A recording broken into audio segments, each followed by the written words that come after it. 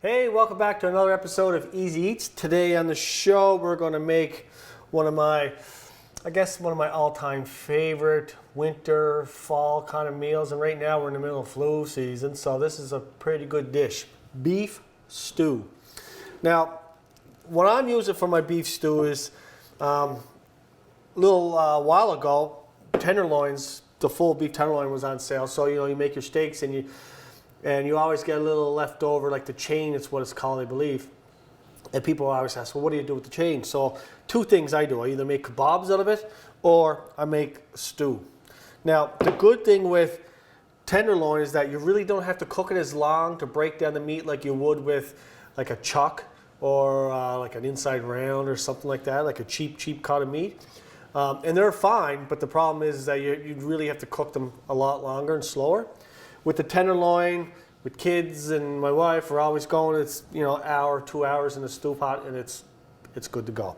Okay, so the first thing we're going to do is I'm going to get my onion up, because after I brown the beef, I just want to be able to fire my onion, some garlic, right in the pot, right? So I'm just going to cut up my onion.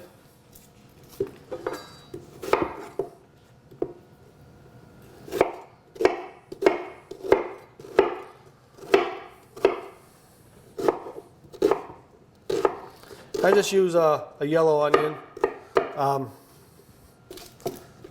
Spanish, sweet, they will all work just fine. Okay?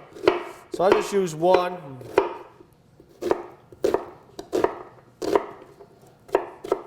Okay, so there's my onion. Then we get a couple cloves of garlic.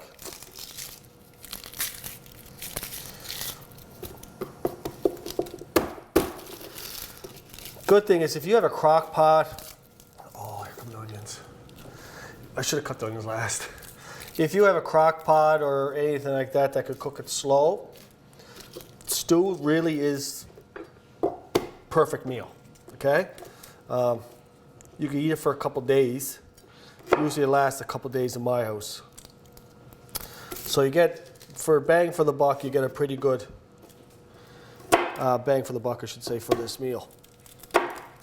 And the onions are killing me.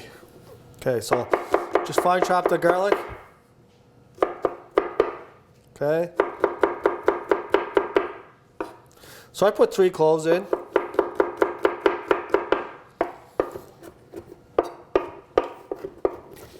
I'm going to finally chop that up.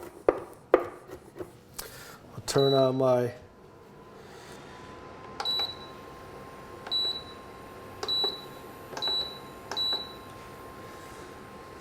electric burner.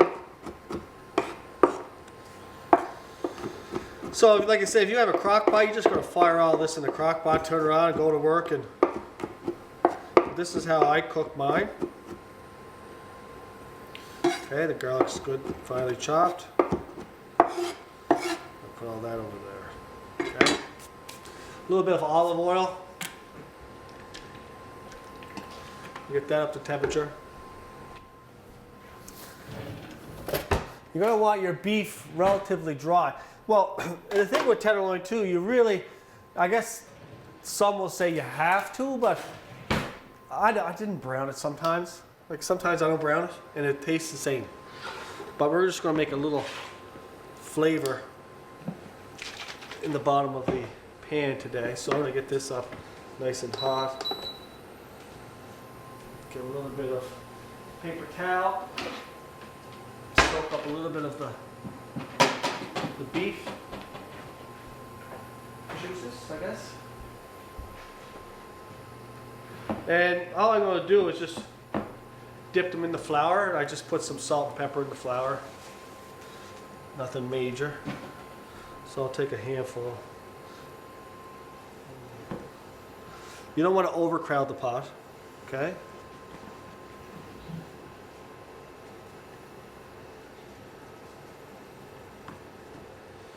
There we go. Shake off any excess flour.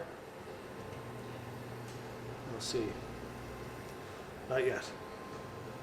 So I'll leave them there for now. Get a little bit more paper towel. I want that hot. And it's getting there now. So I'll take out my beef. There you go, sizzle. Shake off any excess flour. There we go. Get that grease going. Browning up good.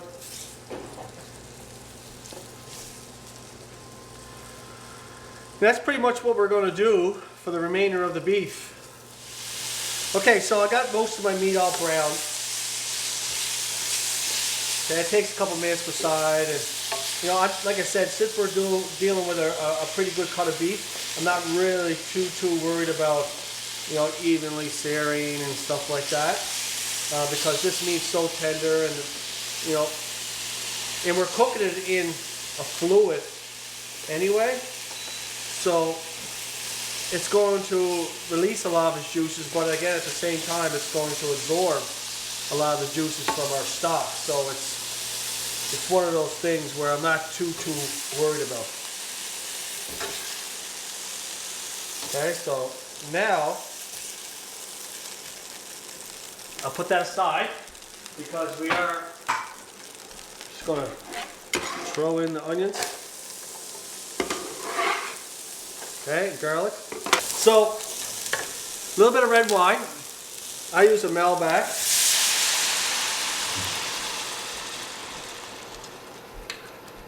And it's cheap, it's like 13 bucks. Okay, so we're gonna get all these little bits off. Alright, so this is what you call deglazing. And you'll start to find it gets a little thicker, a little stickier. And that's when pretty much the alcohol is just about gone. Okay, so now what we're going to do is we're going to add back our beef. Actually, I'm going to add my stock. And I just use a normal stock that you get from Sobeys. So I'll put my stock in.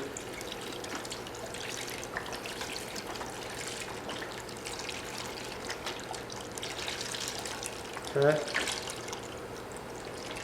And that's good. And then I'm going to just take my beef, and I'll put my beef back in this, let it soak up. Okay. Then I'm going to fire this into an oven, 300 degrees, 350. And I'm going to let it cook for about an hour. Okay. And then I'm going to put my vegetables in. And then we're going to continue to cook. I might have to transfer pots because this is a little small, but we'll see what it looks like. And I like mine with lots of beef, as you can see. So, but I'm making this so that I have a family of 4. We could have 2 or 3 meals out of it, right? Take the rest of the juices, pour them in.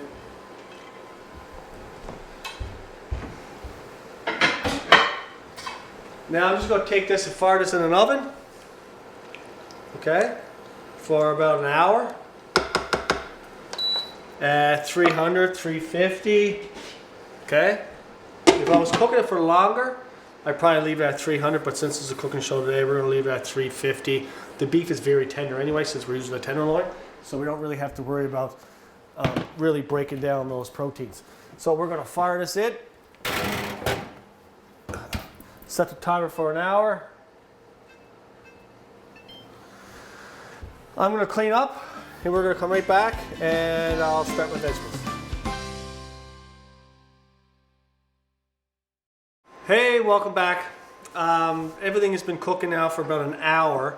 I forgot to mention too, before I put the pot in the stove or in the oven, I put a bay leaf in and a few sprigs of thyme.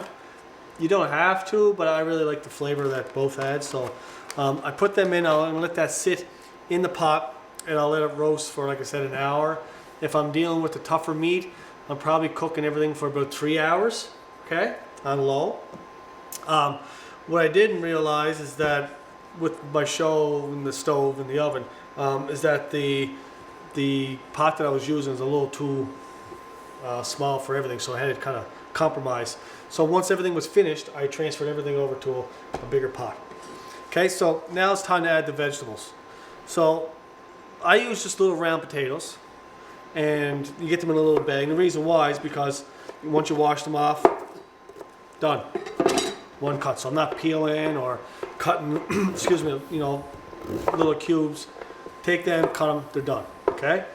So another thing is, with stews, is a good way to implement vegetables into probably your children's diet that they're not used to eating. Okay? So like I have celery, I have mushrooms, I have carrots, I have turnip, I have potatoes, and there's onions and garlic. So there's a lot of vegetables in this, and it's a great way to kind of sneak, I guess you could say, the vegetables in as you go.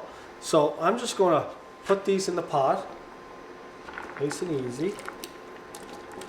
And these are going to cook now for another probably 40 minutes, okay? 40 minutes to an hour. You don't want to boil them, okay? You just want to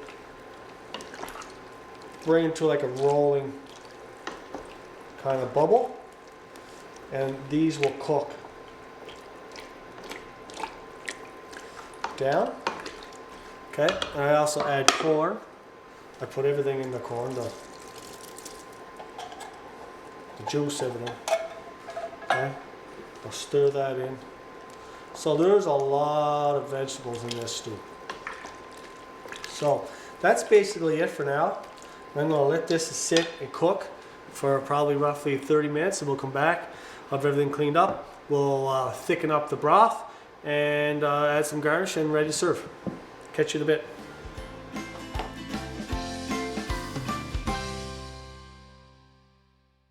So welcome back.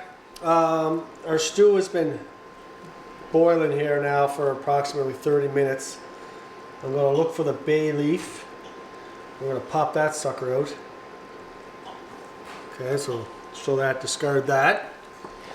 And a lot of people, when they thicken it, they'll thicken it right where they put the onion in. They'll add some flour and stuff like that. I have some luck with that, and I haven't had luck with that. So I just use a little bit of cornstarch and some cold. You can use water, but I just use broth, and then I'll just mix it up. Make sure you bring it to a bubble before, like a rolling bubble before you thicken it, because you'll have a hard time thickening it if it's not hot enough. So now that it's starting to thicken up, I'll add a little more, and then we'll season it, and that'll be it for that. So a little more. I put probably 2 tablespoons of cornstarch in this. So I'll get it up nice and hot, and I'll keep stirring, and this will thicken up. That's pretty much it for the stew. Some people like it really thick, some people like it not so thick, so this is really preference with you guys at home, what you guys like and what you don't like. I kind of like mine like in the middle, almost like a gravy. So let's thicken it up now. Probably a little more. And if I don't have enough cornstarch, you just add a little more. It's no big deal. So I'll get the cornstarch out of the fridge. And now that there's a lot of broth in there, so I don't mind adding a little water. But normally when I'm adding anything like a thickener, I try to mix a thickener with the broth itself. It's just a little bit more flavor than adding just water. So I'll put another tablespoon in. I'll put that down a bit. And mix up a little bit of water.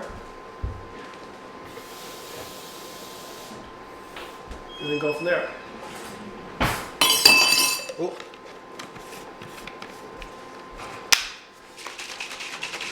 So mix that up. So it's nice and mixed. And I'll slowly stir it in. Okay. Let's see how that looks. It's getting there now. That's pretty much it. It's very easy to make. Stew is not a hard dish to make. It's kind of like soup. Start with a broth and you have some vegetables. Okay, so now that that's almost at the consistency, I'll add the last little bit. I think that's it. So I used about 3 tablespoons of cornstarch, which is actually way more than I thought. Sometimes I use 2. So that's good. Now we want to season this. So I'm going to get a little taste and see what I think of the broth. And then we'll go from there. So, good, but it needs some salt. So I'm going to add some salt, some pepper,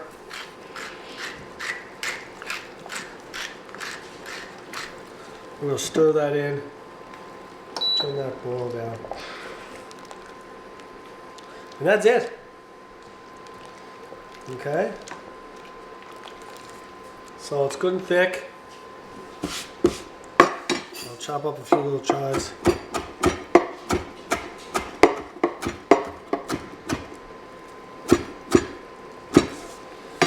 Okay. And then I'll grab some stew.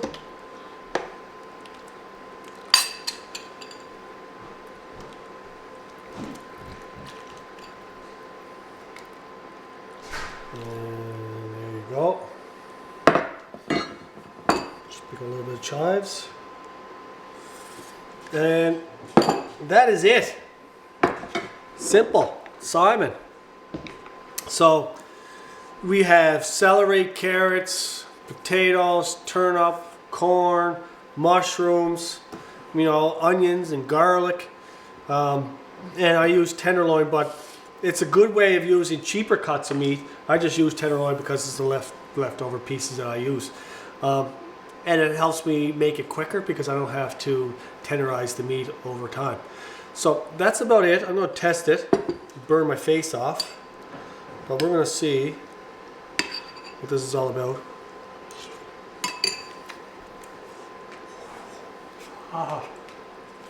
But really good.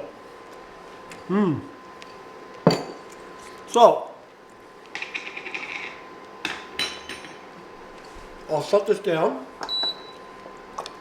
And that's pretty much it. So I hope you enjoyed the episode. And catch us again another time of Easy Eats.